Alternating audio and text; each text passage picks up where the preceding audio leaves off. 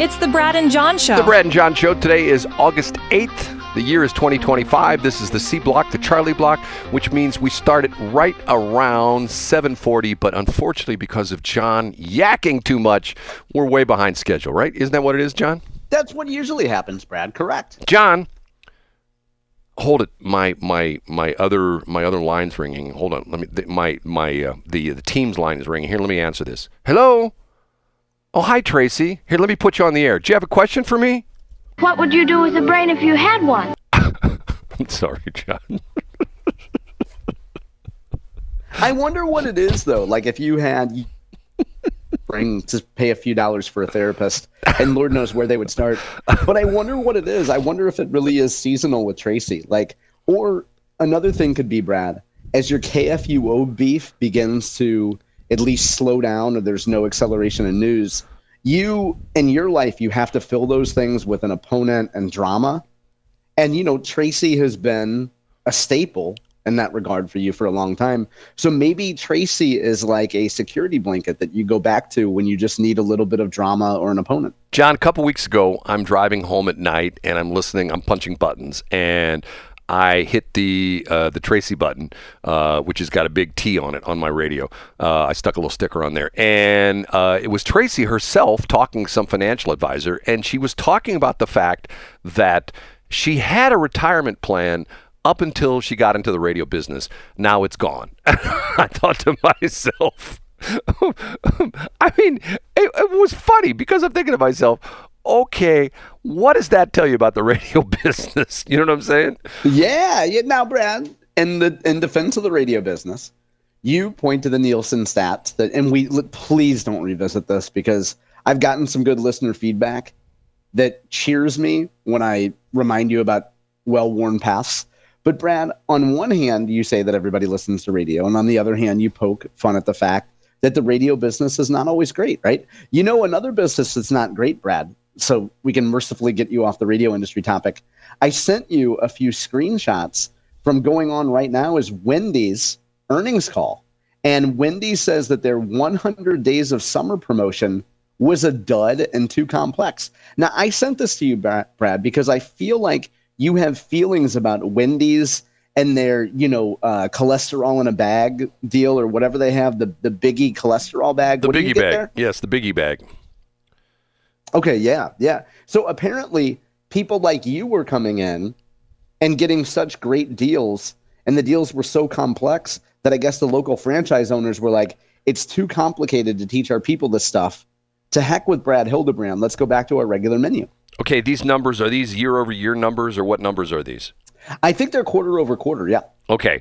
McDonald's is up 2.5. Starbucks is down 2%. Taco Bell up 4%. Wendy's off 3.6%. That's King, a lot. That's a big number. Right. Burger King up 1.5. Domino's is up 3.4%. Chipotle off 4%. Pizza Hut off 5%. KFC off 5%. I can tell you the problem with KFC.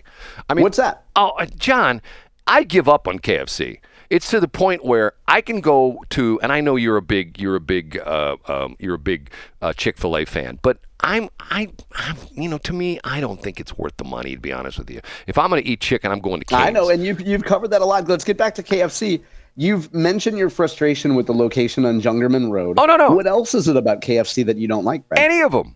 I mean, you go into Cane's and they're very nice, hi, you order, they take your name, usually typically a minute you get your order. And that stuff is piping hot at Raising exactly. Cane's. I burned myself on their food before. It is super hot. It's not like warmed over stuff like that. And you're exactly right. I was going to say. And the problem is it's super hot. You have to let it sit for a while. But if you go into KFC, I've been in KFC before where I've stood in line for 5 minutes and the line hasn't moved, or to the point where when they have their new promotion, I've done this when they had their nugget thing. I've gone to 3 different KFCs. I'm sorry, we're out of the nuggets. Okay, if you're going to have a big promotion, don't you think you order a bunch of the nuggets so that when people come in to try them, you got them? You know what I'm saying? I wonder if that's just a franchise problem, Brad, and if you went to a location in Kansas City or in Cape Girardeau, if it's run by a competent franchise owner with motivated employees, you'd have a better experience. Well, you're a fan of all these political dudes, and I can't remember which was it. Is it Hicks? Used to be a state rep that used to own Ron KFC. Hicks, yeah, State Representative Ron Hicks. You're right. Right, and he hasn't been in office for a couple of years, right? He's gone, right? That's correct. Yep. I believe it was him that used to own Kentucky Fried Chickens, because I met him. Believe it or not, I met him at the rally out at Shelley when she was still talking to me. We went to the rally out there at the Family Arena. It was some crazy Republican rally, and Governor Parson was there, and we met Pinky and Stripes out there at the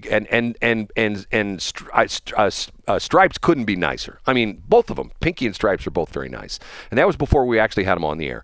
But and matter of fact, by the way, I read that story about McCloskey getting his gun back, or McCloskey, excuse me. And let me hold on. McCloskey and Robot, and Milk. Did I get them all right? And Quarter. I think you did, Brad. So you read the McCloskey story, and before you get into Mark McCloskey, Brad, as we do an amalgamation of stories in C Black, you just mentioned offhand that you just mentioned on the air that you don't talk to Shelley anymore. Now, is this a gag or is this serious? No. We had. You want me to tell the story? That's up to you, Brad. I don't know anything about this. Here, let me finish. I just assumed that you guys were bosom buddies. Let me finish this story about the Mark McCloskey thing, because I asked you this on the air and you didn't have the answer. And I'm not trying to say you didn't have the answer, but it wasn't in that story. But I read another story that they're still trying to get her gun back, which is, I think, being held by the sheriff's department. They got his AR-15 back, the famed AR-15, but her gun is still being held by the sheriff's department. I don't know if would the sheriff's department have jurisdiction over that? I don't know, but I think that's a good idea, because I think she could stand to have a little bit of trigger discipline class. Yeah. She was swirling around like she was Yosemite Sam, Brad. Right. And once again, see, the crazy thing about that is, and not to criticize Mark, but because I'm going to criticize Mark and his wife, who are very nice people. But if you will take the basic firearm safety class, they say there's like rules of firearm safety. One of them is never point a firearm at something you're not willing to shoot. So the idea being is that if you are pointing it at someone, you had better be able to reach in and pull that trigger. And not only that, even if you do point your firearm at something, unless you are absolutely positively sure you need to fire that firearm, your finger should not be on the trigger. Your finger should be extended. Your finger should be fully extended against the trigger guard in the front, so that you cannot pull the trigger. But when you realize you have to pull that trigger, that's when you bend your finger, you put your finger on the trigger, and you pull the trigger. So, Brad, this is the most conversations about finger discipline and pulling the trigger since you used to cruise down Newhall's Ferry Road. That's right, up in the days. Okay, the Shelley story. I think it was 2 weeks ago yesterday. Shelley and I had lunch, and something was mentioned. I mentioned something, and she got very upset with me. And she literally, in the middle of our lunch, got up, picked up her purse, walked out the door. I don't know if she had a purse. I can't remember now. She had a phone for sure. Phone or keys. She picked up her stuff and walked out. Got mad at me. Walked out. And, things happened. The next day, I said, I sent her a text. And I said, Shelley, thanks for lunch yesterday. And we're done. And she texted me back. Matter of fact, you want me to read the exact text? Brad, that's your decision. I don't want to pressure you on that. Okay, here, you sound very reticent about this, but once again, I talk about anything. No, I mean, but this is Brad. I mean, like, I don't want to put you in. I didn't know that this was serious. Sometimes, I mean, you and Shelley go way back. I thought maybe this was a gag, or you had said something about, Donald Trump or something, and you guys were having a little political skirmish. I said, okay, July 25th at 2:15. It was the day after, so it was July 24th we had lunch. July 25th, 2:15, I texted her, thanks for lunch. It's been a fun ride with you, but we are done. And then the same day, on Tuesday, on the same day, she sent me, yes, we are. We've not talked since. Now, Brad, hold on. And I don't mean to end the show on a down note. I know we only have a few minutes left, but were you trying to provoke her, like just to kind of get a reaction, and maybe she took it the wrong way. I just find it hard to believe that two people who were so close for so long could have a blow up and like officially end their friendship. Something came up from my past, which I mentioned. Hold on a minute, I can clear my voice here. Something came up from my past, which I referred to, and that set her off. And my situation is... Yeah, you don't have to share that. But so you said something, and then Shelly got upset. Had to be pretty serious if Shelly got up and left, right? Okay, let me put it to you this way. Nobody tells me who I can be friends with. Get what I'm saying? I see. Okay, I get what you're saying. And if someone says to me... Now, I will say if they say to me, Brad, you're friends with blah, blah, blah, or you're friends with Brian Richardson from KFAV, and Brian Richardson is a mass murderer, and he's convicted sex, I'm making fun of this, and he's a convicted sex criminal, and he steals cars, and he's, held up the Taco Bell in Warrenton last week. I'm going like, I don't think I need to be around Brian Richardson anymore. I'm making fun of that, Brian Richardson. I get it. Yeah, I get what you're saying. You can sue me if you want, Brian. And matter of fact, you have in the past, but that's a whole nother story. Okay, let's get to it. Okay, but nobody tells me who I can be friends with. And that's what this came down to. I see what you're saying. Okay. And I kid about the fact that I'm a very resilient guy. I put up with a lot of crap. Matter of fact, look at all the crap I pick up from you. Matter of fact, it's interesting. There are people, and I've never told you this before, there are people that on a regular basis text me, and they will say things like, why do you let John cut you down like that? Why do you've mentioned that several times. Why do you let John make fun of you like that? That's good feedback from folks. Because of the fact that to a certain extent, it's like the sharp elbows thing. But the deal with Shelly was not sharp elbows. And I've talked about this in the past. This is sort of weird that there are, in electronics, there are two circuit protection devices, basically two types of devices. There are circuit breakers and there are fuses, okay? John, do you know the difference between the two? No, what are they? A circuit breaker is resettable. If you do something in your house where you plug in a space heater and it's on the same circuit as something else, and it pops the circuit breaker in your basement, what do you go do? I go down there and I press the button and I reset it. You reset the circuit breaker. But back in the old days, you had fuse boxes that if you blew the fuse, you literally had to, some of them were screw-in, some of them were like push-in cartridge fuses. You had to de-energize the circuit, pull the old fuse out, put a new fuse in, and restore the circuit, okay? I tell people all the time about this. My brain is wired with fuses, not circuit breakers. And my fuses are very highly rated. If normally that fuse, if you're in my life and John's in my life, and he normally, when he gets me aggravated, he pulls 10 amps, I've got a 100 amp fuse in my head for John. Get what I'm saying, John? I get it, yeah. But what you're saying is, although they're highly rated, once they're broken, they're gone. They're gone. They're gone. They're gone.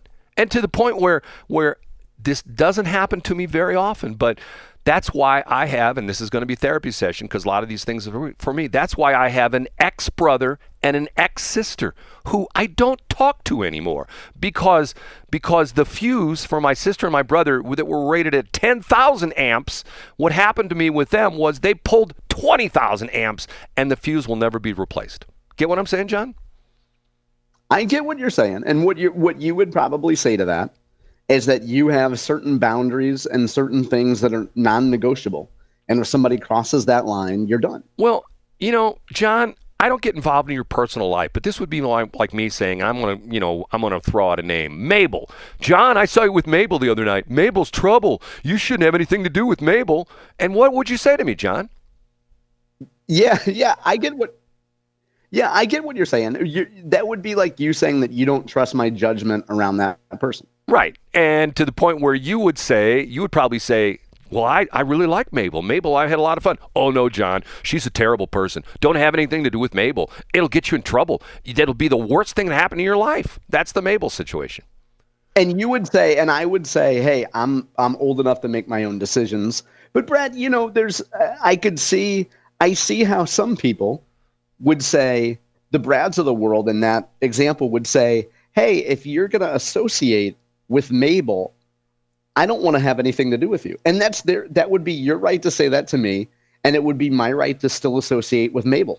Well, that's what Shelley did, and that's why we don't talk anymore. Yeah, I get what you're saying. I understand what you're saying, Brad. So what you're saying is that when there's a line that's been crossed, there's no point in having the conversation about reconciliation because it's just gone. I have been there for Shelley more than anybody in her life. Maybe second to her daughter. Maybe not necessarily. To the point where when she had her cancer surgery beginning of this year, she had it on December 26th. I went and saw her every single day. So, is that supporting of someone? Yeah. That's true, Brad. Well, first of all, I'm really sorry that you're going through this, and I have to say I'm sorry that Shelley is going through this as well. And I'm sure that there's really pain on both sides, Brad, and I'm sure that both of you are hurting right now. Well, John, I will tell you one thing. I did misspeak about something. A couple days after this happened, Shelley did call me up, and I have a recording of what she said to me. You want to hear it? Oh, what did she say, Brad? What would you do with a brain if you had one? That's what she said.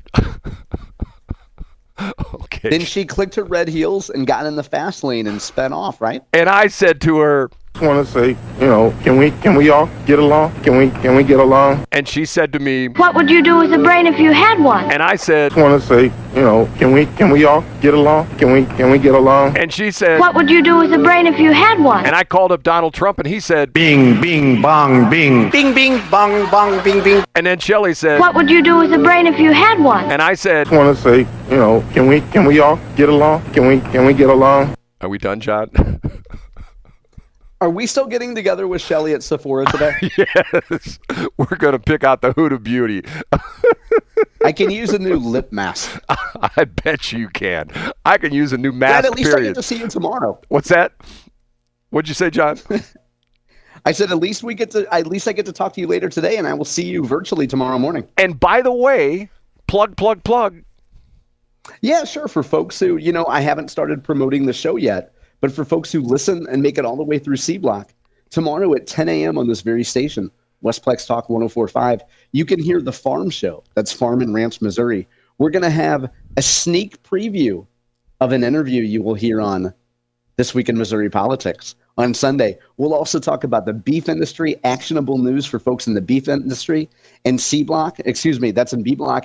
And in C Block, 2 ag behemoths announced their earnings this week. What does it mean for growers in our 4-county area, Brad? Tune in tomorrow at 10 a.m. and listen to the Farm Show. And you know who won't be on your Farm Show tomorrow? Who's that? What would you do with a brain if you had one? I'm sorry, John. I couldn't hear that. Was that the Oyster Bunny? No, that was... What would you do with a brain if you had one? Say goodbye, John. I'll see you on Monday, Brad.